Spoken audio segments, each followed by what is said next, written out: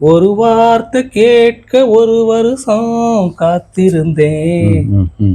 வார்த்தைங்கிறது அவ்வளவு பெரிய ஒரு வார்த்தையை கேட்கறதுக்கு ஒரு வருஷம் காத்திருந்தேன்னா அந்த ஒரு வார்த்தையை வந்து உயிரை உருக்கக்கூடியதா இருக்கும். மனுஷன் அவனைத்தான் தினம் பார்த்துடலாம. அவரிடமிருந்து வரும் வார்த்தைக்காக ஒரு மனுஷி காத்திருக்கிறாள் அப்படிங்கும் போது அந்த வார்த்தையின் ஒரு அதுதான் வலு. சரி ஐயா, வணக்கம்.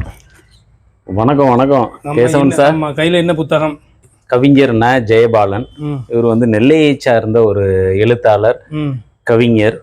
அதுபோக வந்து திருநெல்வேலி திருவள்ளுவர் பேரவை அப்படிங்கிற ஒரு அமைப்பை நிறுவி மாதாந்திர கூட்டங்கள்லாம் நடத்திட்டு இருக்கக்கூடிய ஒரு தமிழ் பற்றாளர். சரி, ஆமா. அந்த தமிழ் பற்றாளர் அப்படிங்கிறத ஏன் வந்து நான் சொல்றேன் அப்படின்னா, இன்னைக்கு அதாவது 25/3/2025 மாலை தமிழ்நாடு தமிழ் வளர்ச்சித்துறை மாண்புமிகு அமைச்சர் கையால தூய தமிழ் பற்றாளர் அப்படிங்கிற ஒரு விருது வந்து ஜெயபாலன் ஐயாவுக்கு வந்து வழங்கப்படுது. சரி சரி சரி. நீங்க தமிழ் பற்றாளர் தானே?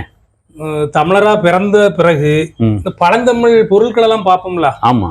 எவ்வளவு உவகையோட பார்க்கமோ அதே மாதிரி ஒவ்வொரு தமிழருமே அந்த மாதிரி இந்த அந்த அந்த அந்த பொருளுக்கு நிகரானவர்கள். எப்படின்னா அந்த அந்த தொன்மை வாய்ந்த மொழியை ஒலியை வெளியே சொல்றதுனால அந்த ஓலைச்சுவடி மாதிரியோ அந்த குடுவை மாதிரியோ நீங்க பாக்குற எந்த அந்த தொல்பொருள்களுக்கு நிகரானவர் வந்து மனிதர்கள்ல தமிழர்கள். எப்படின்னா ஒரே ஒரு சின்ன உதாரணம்.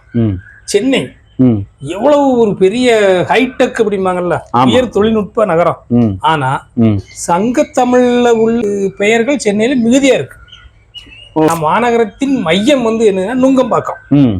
ஆனா நுங்கு அதிகம் கொண்ட கடற்பரப்பை கொண்டதுங்கிற சங்ககால தமிழ் சொல்லை ஏந்தி இன்னொன்னுக்கு நுங்கம்பாக்கம்ங்கிற பெயர்.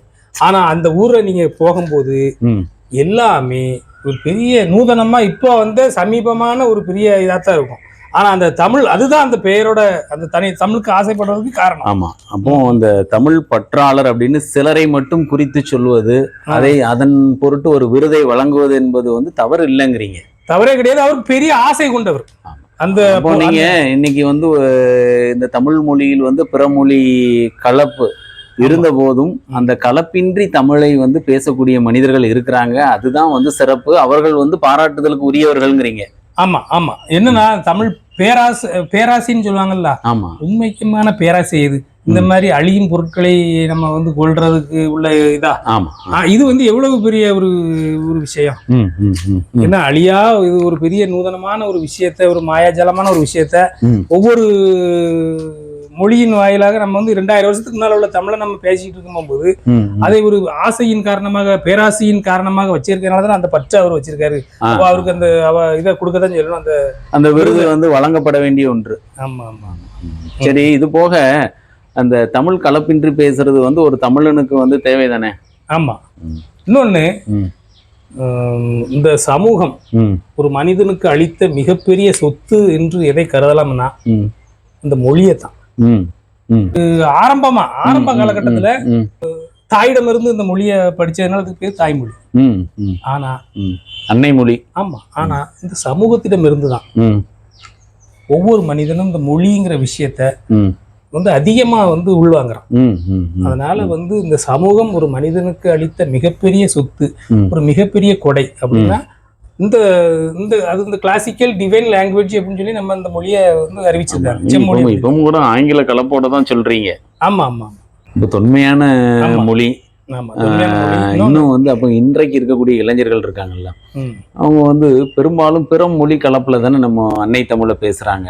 அப்போ இந்த தூய தமிழ் பற்றாளருங்கிற விருதை வழங்கக்கூடிய அரசாங்கத்தின் நோக்கம் என்னவாக இருக்குன்னா, பேச்சிலும் எழுத்திலும் பிற மொழி கலப்பின்றி பேசுபவர்களையும் இந்த எழுத்துக்காக பாடுபடுபவர்களையும் வந்து உயர்த்தி பிடிக்கணுங்கிற நோக்கம் ஒண்ணுதானே? ஆமா ஆமா. இது மற்றவர்களுக்கு வந்து ஒரு எடுத்துக்காட்டா இருக்கும், ஒரு தூண்டுகோலாக இருக்கும். அந்த மனிதனுக்கு மிகப்பெரிய இன்ப நிலையே எது அப்படின்னு சொல்ல போகும்போது அவன் மனதால் வந்து சில வகையான விஷயங்களை நினைத்து பார்க்கிறதும் மனதால் வாழ்வது தானே. எந்த உடைமை இருந்தாலும் இல்லை என்றாலும் வந்து ஒரு மனிதன் வந்து அதை நினைத்துக்கிறதுலதான் ஒரு இன்பமே. அப்படி இருக்கும்போது இந்த தமிழ் வந்து இவ்வளவு கலாச்சார படையெடுப்புகளையும் மீறி தகுந்தனவே வாழும் அப்படின்னு ஒரு டார்வினோட ஒரு கோட்பாடு. இந்த மொழி வந்து எத்தனை 2000 வருடங்களை தகுந்தனவே தப்பி பிழைக்கும். ஆமா 2000 வருடங்களை கடந்தோம்.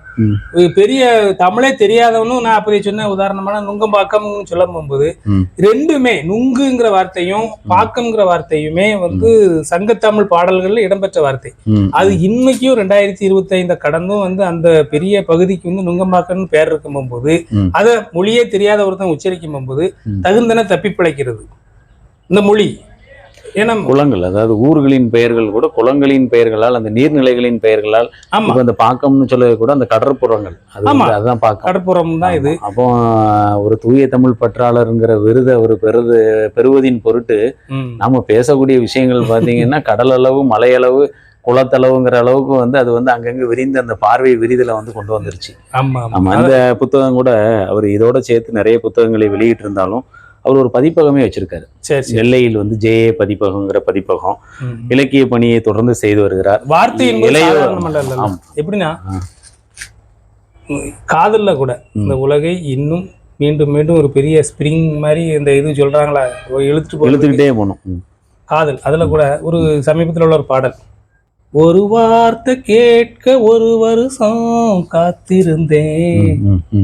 வார்த்தைங்கிறது அவ்வளவு பெரிய, ஒரு வார்த்தையை கேட்கறதுக்கு ஒரு வருஷம் காத்திருந்தேன்னா அந்த ஒரு வார்த்தை வந்து உயிரை உருக்கக்கூடியதா இருக்கும். மனுஷன் அவனத்தான் தினமும் பார்த்துடலாம, அவனிடமிருந்து வரும் வார்த்தைக்காக ஒரு மனுஷி காத்திருக்கிறாள் அப்படிங்கும் போது அந்த வார்த்தையின் ஒரு அதுதான் வலு.